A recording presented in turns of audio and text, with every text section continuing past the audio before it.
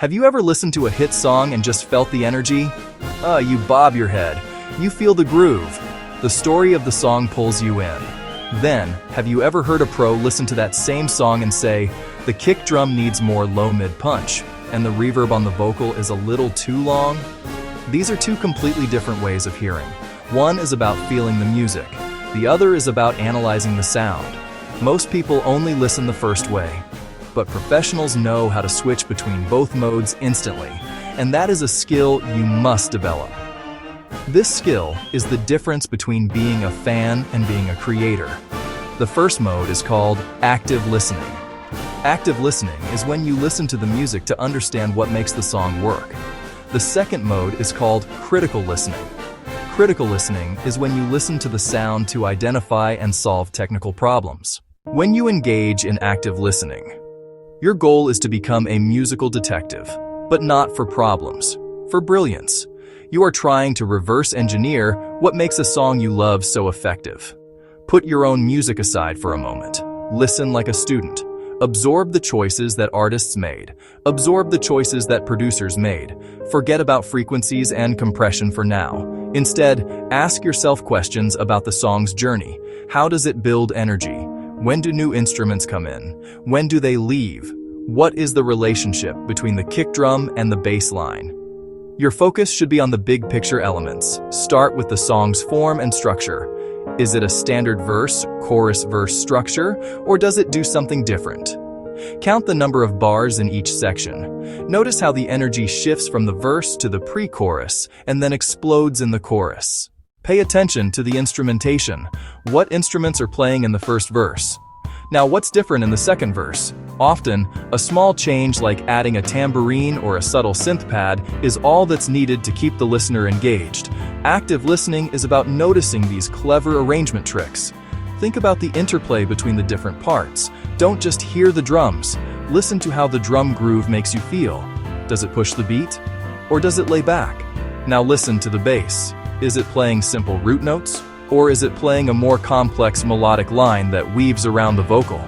Listen to how the guitars and keyboards support each other. Do they occupy the same space? Or are they carefully arranged to give each other room? This is like watching a team of skilled players, each knowing their role perfectly to serve the whole song. The ultimate goal of active listening is to build your internal library of musical ideas. To build your active listening muscle, you need simple, repeatable drills. These exercises train your brain to peel back the layers of a song, one layer at a time. Rhythm, harmony, melody. So you can understand how it was constructed. Use any song, but start with tracks you admire. Drill 1. Focus on the rhythm section. Listen 3 times. First pass. Listen only to the kick drum. Ignore everything else. Second pass. Add the snare. Second pass option. Listen for a clap. Third pass. Add the bass line. Notice how the kick and bass lock together. The foundation of the groove. Drill 2. Harmony. Harmony gives a song its emotional color. Focus on the chord instruments. Piano. Acoustic guitar. Synth pads.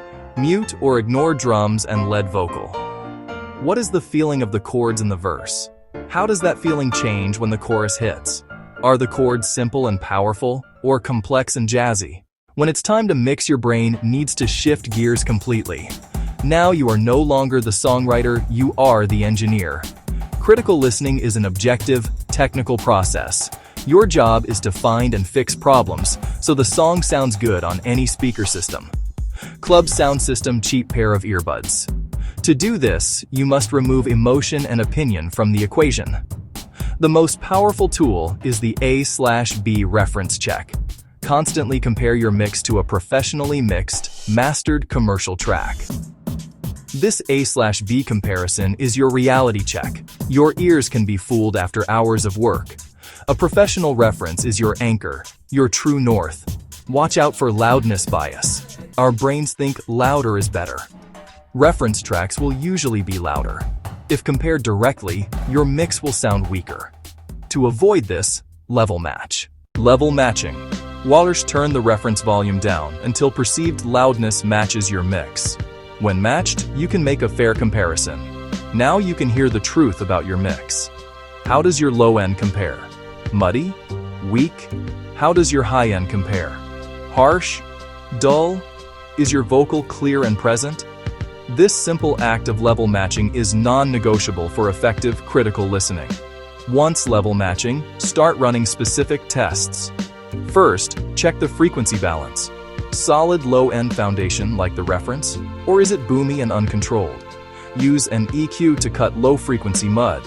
Guitars, vocals. Then check the high end. Cymbals, hi-hats. Are they crisp and clear, or harsh and painful? A gentle high-frequency EQ cut can tame harshness. Critical listening is this process of identify, compare, fix. Just like with active listening, you can train your critical listening skills with specific drills. The first and most important is the mono check. Many playback systems are mono or have very little stereo separation. Club speakers, Bluetooth speakers, phone speakers. A mix that sounds wide and amazing in stereo can fall apart in mono if parts cancel each other out. Regularly switch your mix to mono as you work. Does the vocal disappear? Does the bass get weaker? If so, you have phase issues fixed by adjusting EQs or by nudging the timing of layered tracks. The second drill is to check your mix at very low volumes. Turn your speakers down until the music is barely a whisper. What do you still hear? In a good mix, you should still be able to clearly hear the most important elements: vocal, snare, drum, bass line. If the vocal disappears completely at low volume, it's not loud enough in the mix. If all you hear is the hi-hat, it's probably too loud. The third drill is the bad speaker test. Your mix might sound incredible on your expensive studio monitors, but nobody else has those. You need to know how it translates to the real world. The key to using these two listening modes, knowing when to apply each one. A professional workflow involves consciously switching. Active mindset, critical mindset, at different stages of the production process. Trying the wrong mode at the wrong time is a recipe for frustration. You can't write a great song if you're obsessing over the exact hi-hat frequency, and you can't get a clean mix if you're emotionally attached to every part. The two mindsets must remain separate, but work together in a sequence. During the songwriting stage, the arranging stage, you should be in active listening mode almost exclusively. This is the creative phase.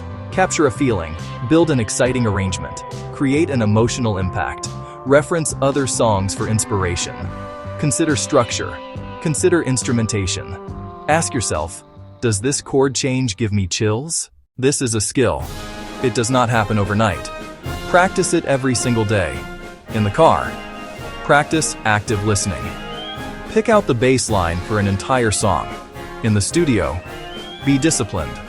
Take breaks. A/B your track against a reference. Check your mix in mono. Listen on your phone. These small habits, done consistently, rewire your brain. Your ears become your most powerful tool. Perform one last critical test. Try to mute your emotional connection to the song. Pretend you're hearing it for the first time. Be a quality control engineer. Does it sound loud enough without being distorted? Does it translate well to mono? Does it translate well to small speakers? The difference between an amateur and a pro is not the gear they use. It is how they use their ears. Pros don't just hear music. They listen with purpose. They have two modes. One is for the heart.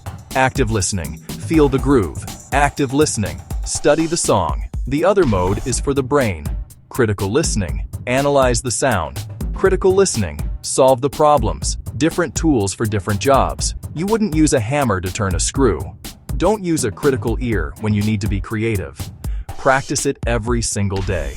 Start today. Pick a song you love. Listen to it actively. Open a mix and listen critically. It's upgrading the one tool that matters most. Your listening. Know what you're listening for. Know when to listen for it. That is the secret.